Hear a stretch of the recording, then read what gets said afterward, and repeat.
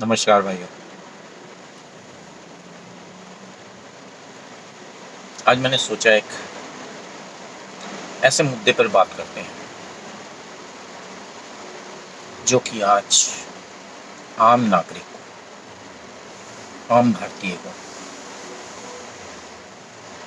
बहुत तकलीफ देता है, खास करके सनातनी हिंदुओं को। अक्सर ये देखा जाता है कि जो नेता हिंदुओं की बात करता है, जीतने से पहले, जीतने के बाद और थोड़ी प्रसिद्धि पाने के बाद वो उनके अगेंस्ट क्यों हो जाता है। अगेंस्ट का मतलब ये नहीं कि वो उनसे नफरत करने लगता है, लेकिन वो जिन मुद्दों के बल पर आगे आया था उन्हें वो दरकिनार कर देता है और एक तरह से अपनी छवि को सुधारने में लग जाता है।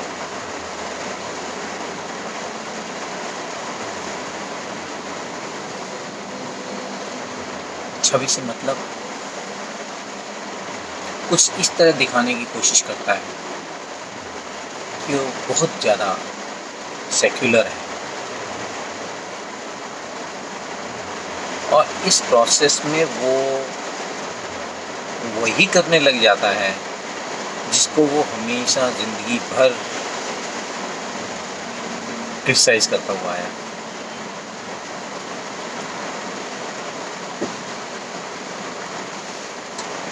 समझ में नहीं आता ऐसा परिवर्तन क्यों होता है। वैसे एक कारण तो ये है कि हमारा जो पूरा का पूरा इकोसिस्टम है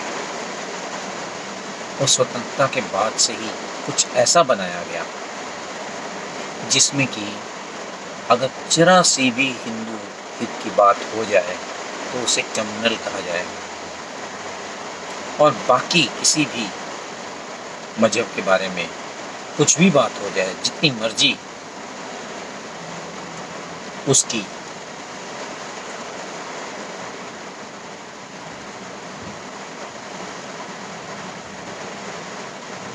बड़ाई कह लीजिए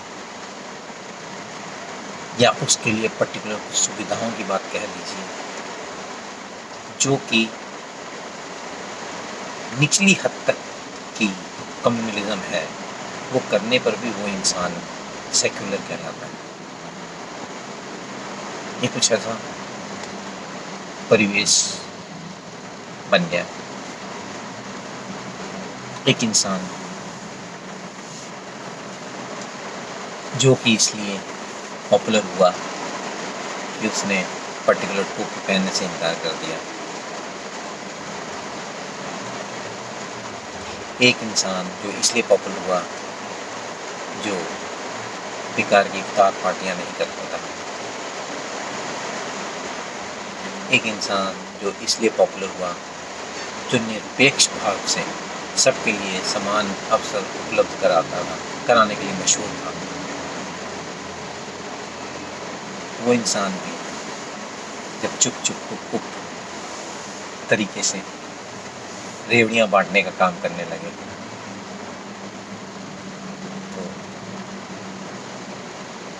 विश्वास तो डगमग होता है।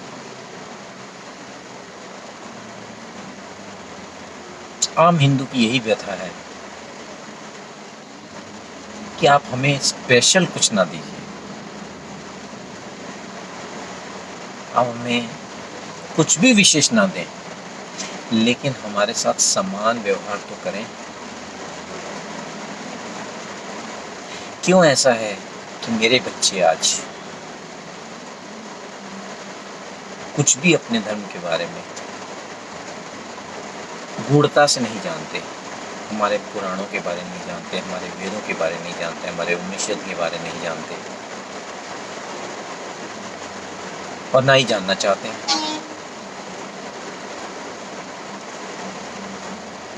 ऐसा क्या हुआ कि हम उन्हें कुछ भी विशेष ज्ञान ना दे पाए?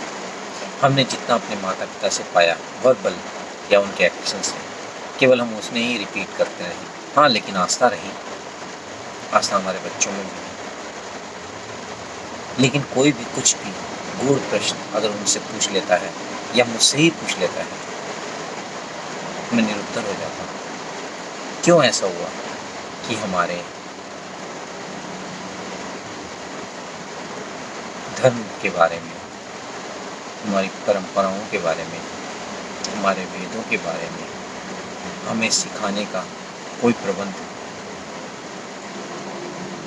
नहीं किया गया, जबकि किसी भी दूसरे मजहब को ये अनुमति मिली और हमें ये अनुमति नहीं दी गई। ये तो अब पता चला कि ये अनुमति नहीं थी।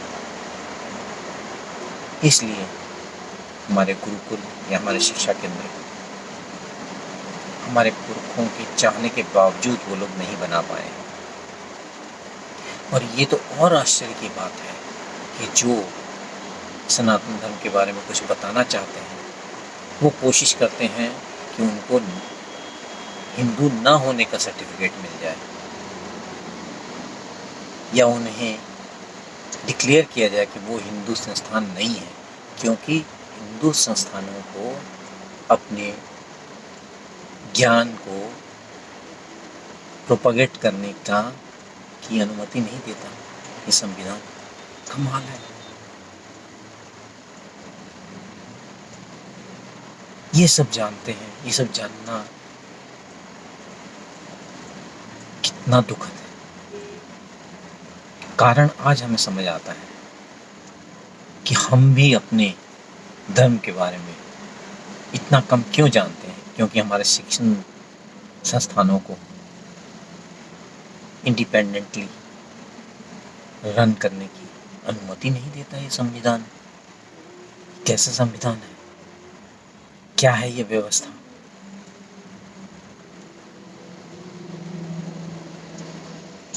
इस व्यवस्था को तो बदलना ही पड़ेगा। बहुत अच्छा लगता है, प्रभु का बड़ा कृपा है कि अब ये सोशल मीडिया आ रहा है, जिसके द्वारा हमें भी ये पता चल रहा है कि ऐसा भी हुआ है और हो रहा है।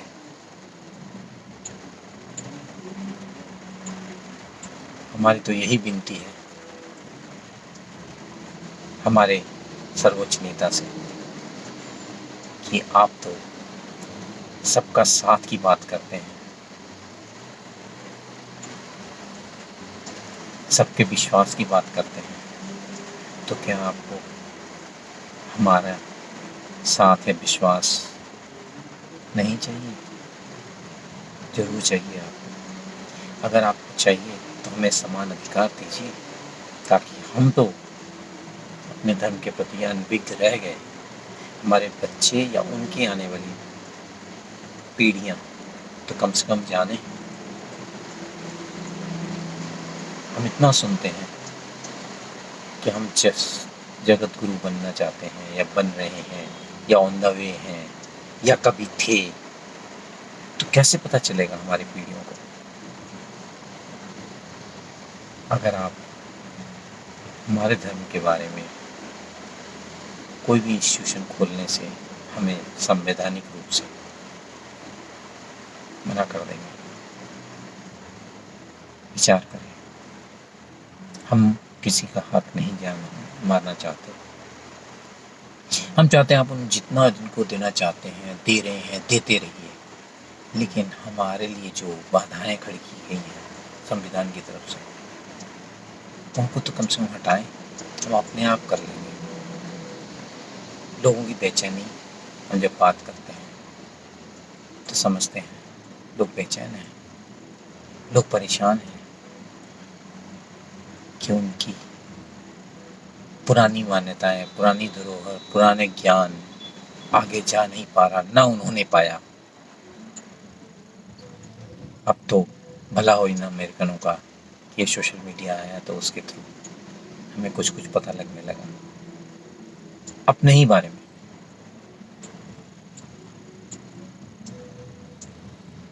फिर से अंत में अपने राजनीतिक नेताओं से ये गुजारिश करूंगा कि रास्ते बनाएं, जो रास्ते हमारे लिए रोक दिए गए हैं उनको खोलें।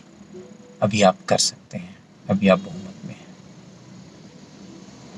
अब केवल रास्ते खोल दीजिए और जिनको जो आपने तुष्टीकरण करना है करिए, उससे डबल करिए, लेकिन हमारे रास्ते जो बंद पड़े हैं उनको खोलिए। धन्यवाद।